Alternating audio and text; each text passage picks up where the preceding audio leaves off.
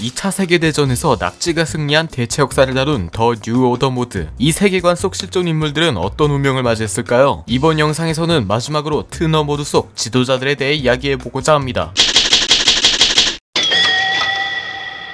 2차 대전이 독일의 승리로 끝나면서 수많은 정치인들의 운명이 바뀌었습니다. 우선 승전한 추축국들의 정치인들부터 알아보죠. 독일 총통 히틀러는 전쟁에 승리했지만 노화나 짝발 같은 육체적 한계를 극복할 순 없었습니다. 게임 시작 시점에선 암살 미수 사건까지 벌어져 따블로 노쇠해졌죠. 이후 그의 부하들이었던 보어만, 슈페어, 하이드리히, 괴링 중 한 명을 후계자로 지목하고 얼마 안 가 죽습니다. 물론 평화적인 정권 이양 같은 일은 일어나지 않습니다. 바로 내전으로 돌입하죠. 하인리히 힘러는 쿠데타 일으키려다 실패하고 부르군트 기사 당국으로 쫓겨났습니다. 그리고 공포 정치와 함께 정신 나간 세계 정복 계획을 꾸미죠. 그렇다면 이탈리아 독재자 무솔리니 일두체는 어떻게 됐을까요? 현실처럼 가오잡고 뻘짓하다 죽습니다. 사위였던 치아노가 두 제자를 이어받죠. 치아노가 무솔리니를 암살했다는 설도 있는데 치아노가 무솔리니에게 숙청당하는 실제 역사를 생각하면 아이러니한 부분입니다. 일본의 쇼와 덴노는 계속 덴노입니다. 실제 역사랑 별 차이가 없죠. 도쿄가 대규모 공습을 당해도 본토의 핵무기를 맞아도 경제 위기가 일어나도 세컨드 임팩트가 일어나도 정치인이 암살당해도 이명박 대통령이 사과 요구를 해도 덴노는 절대 죽지 않습니다. 실세였던 도조 히데키는 어떻게 됐을까요? 전쟁이 끝나고 실각했습니다. 권력은 강하지만 권위는 부족한 총리 대신에 가련한 운명이죠. 다들 전쟁을 승리로 이끌었지만 말로가 그리 좋지 못하죠. 덴노야 전쟁에서 직업 말곤 계속 덴노겠지만 말입니다.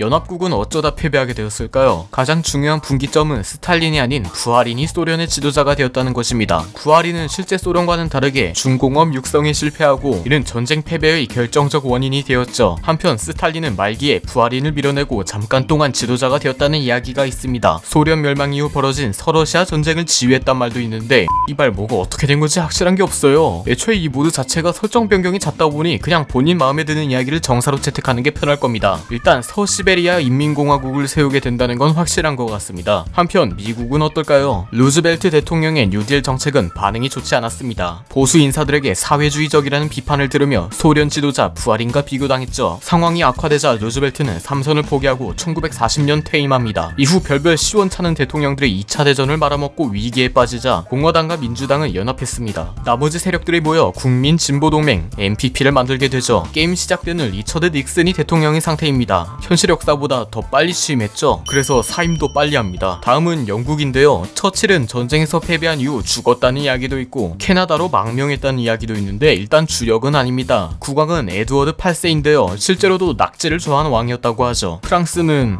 항복했습니다.